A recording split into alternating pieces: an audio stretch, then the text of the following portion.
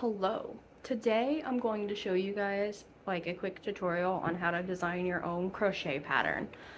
So the first thing you're going to want to do when designing your crochet pattern is draw what you want to make. So I've got it's a poison mushroom. It's inspired by all those poison apple crochet designs that you see, as you can probably tell. And the shaded part is actually going to end up being black. So the first thing that you're going to want to do is draw or otherwise design whatever thing that you're trying to make.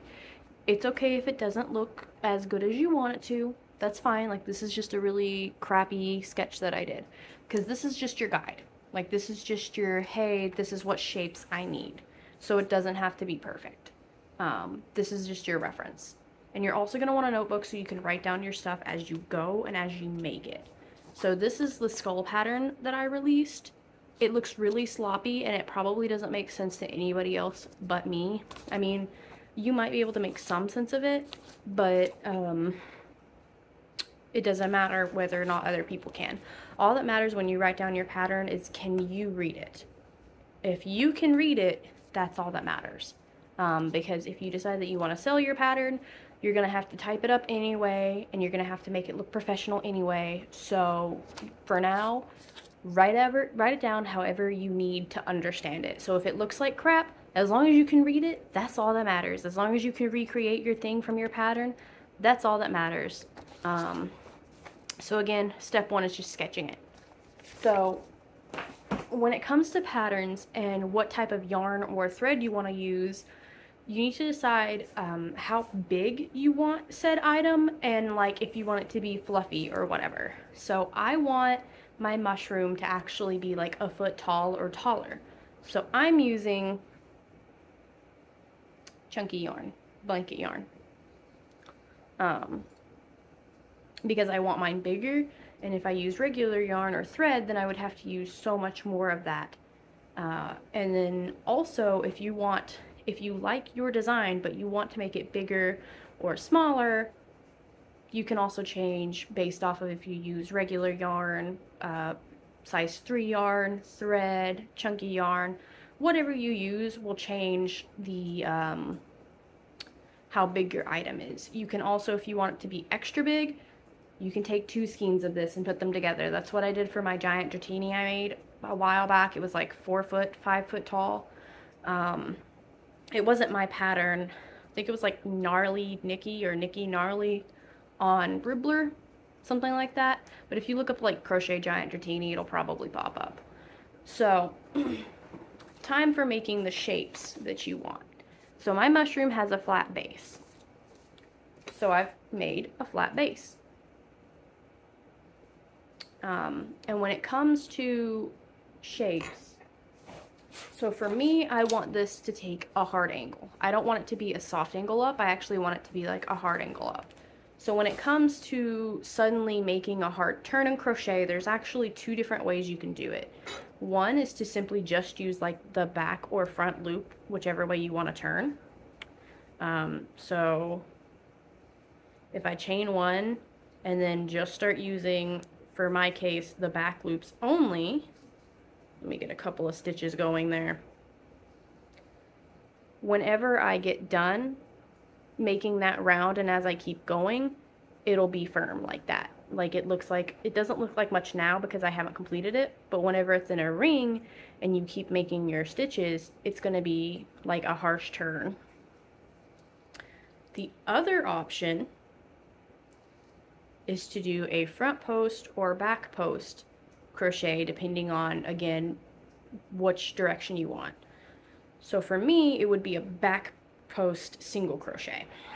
Now, how you do a back post single crochet is you're going to come in from behind your stitch, so your needle sticks out, and then you're going to just go around the post of that stitch like that. Then you're going to pull through and single crochet just like you normally would. And you would do that all around.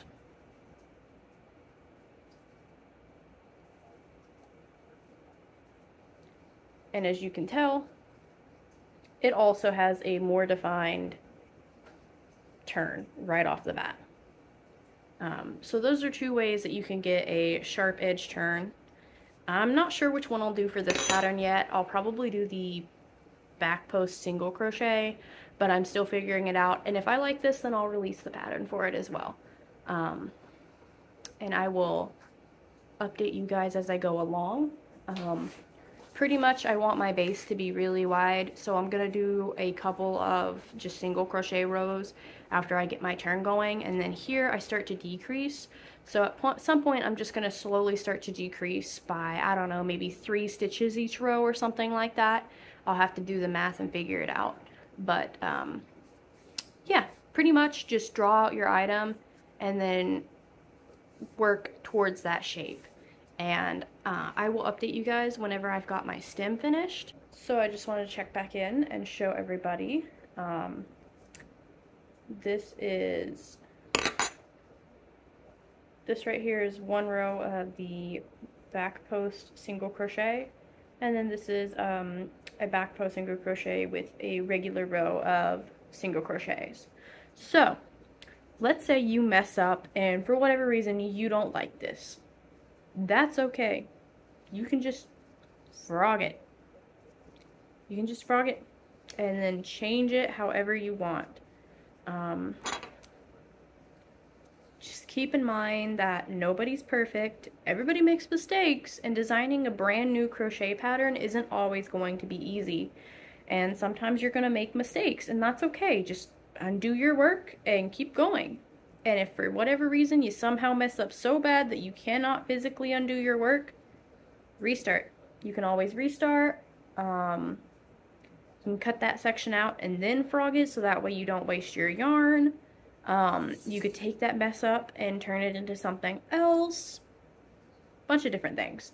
The point is, just keep in mind when you're making your own thing, you're making your own pattern, that it's okay to make mistakes, because everybody makes mistakes. Especially more intricate ones.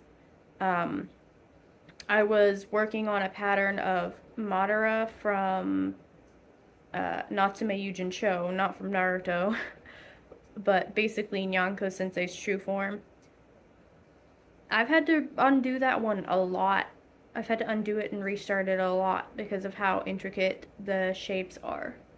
And the point is that, like, basically everybody makes mistakes. So just keep doing you, and keep working on it until you get it the way that you want it. Thank you, Mr. Aki, for making noise. That was Mr. Aki. He wanted to be in the video, apparently. So this is how my base is coming along so far, how my stem is looking. And I think I'm going to go ahead and start decreasing on it now so I can get that, the shape, basically, that I wanted. This is, I don't know, 1/3 to 1/2 of my stem. I haven't decided how long I want it for sure yet. But I'm going to go ahead and start decreasing here. So to come up with how many stitches you need between your decreases, first you need to decide what you want to decrease by. So I want a very slow decrease, like I want it to shrink slowly, so I picked 3. So what you're going to do is you're going to take your total stitches and divide that by how many decreases you want. So I have 30 total stitches and I want to decrease 3 times. So 30 divided by 3 is 10. Now, that means there's going to be 10 stitches, like you're going to have to go through 10 stitches to decrease 1 time. So a decrease takes 2 stitches and turns it into 1. So what you're going to do is you're going to take 2 and subtract it from whatever number you got when you divided your number of stitches by how many decreases you want, to figure out how many stitches you need in between your decrease. So 30 divided by 3 equals 10, subtract 2 equals 8. So I'm going to do a decrease and then I'm going to do 8 single crochets. And this should work for like any pattern you want. As far as figuring out how many decreases you want to do, that's more of a guess work kind of thing. I've been crocheting since I was like 8, so I've got a pretty good grasp of that. I will try to figure out how to I'll try to figure out how to come up with like an actual formula for that one too, but for now, guesswork. So again, that is the number of stitches you have divided by the number of decreases you want, subtract 2 for how many stitches between each decrease. So again, I'm going to be decreasing 1, single crocheting 8, and then repeating that until I get to the end, which would be repeated 3 times. To tell how many rows you're going to have going with your decrease, which this is another way how you can tell how many decrease rows you want, you're going to basically take however many stitches you want to have at the end of your decreasing. So by the time I finish my decreasing and finish my stem, I want to have 12 stitches. So I'm going from 30 stitches to 12 stitches over the span of however many rows. So pretty much what I've done is I took 30 and I subtracted 12 from it because that's how many I want to have left, and that gave me 18. And then from here, 18 subtract 3 is going to be 15, 15 subtract 3 is going to be 12, so 12 subtract 3 is 9, 9 subtract 3 is 6, 6 subtract 3 is 3, and 3 subtract 3 is 0. So then I just counted that. So I had 18 in this row, so that's 1 row, 2 row, 3 row, 4 row, 5 row, 6 row, because, you know, I don't need to decrease again after this row. So 6 rows in order for me to get 12 stitches. What I also did is, as I was writing out my pattern here, is I wrote out my number of decreases, so decrease and then SC8, and then I just went down the list. So if I did SC7, it would be 27 subtract 3, which would be 24, then 21, 18, 15, 12. So I hope that that is not too confusing and that that helps people with how to calculate decreases. And that's going to give me 6 rows, so I'll have, counting my my back post single crochet, I'll have 7 regular rows of 30, and then I'm going to have 6 decrease rows. So this gives me, give or take, half of my stem, which means the whole thing's going to be like this big. It's going to be bigger than a foot when I'm done, but I don't really care. I just wanted to make a big mushroom blush. So that's pretty much how I calculate my decreases and stuff like that. So this is what it looks like. This is my stem. If I wanted to make it longer, I could add like a row of single crochets between each decrease, but I think this is good for what I'm going for. Now, I actually need to make the bottom of my mushroom, so the next part needs to be flat. So this time I'm going to do a front post single crochet all the way around to give me that flat back. So I have completely finished my stem.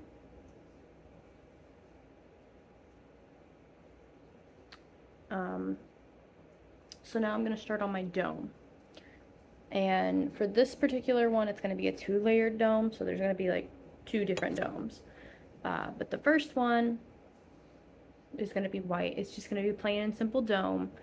To make a dome, you're basically going to do a circle pattern, but like cut it in half. And you're going to want to make sure that you stop increasing on the same amount of increases that you did on your stem. So I stopped at 48 on the stem, so I'm going to stop at 48 stitches on my dome. That way they match up and I can just sew or stitch them on with no problem. I'm probably just going to stitch it on, but that way I can just, you know, single crochet around and go through both stitches and I won't have any problems. It's the next day. I have my mushroom base completely finished. And I have started on the drip.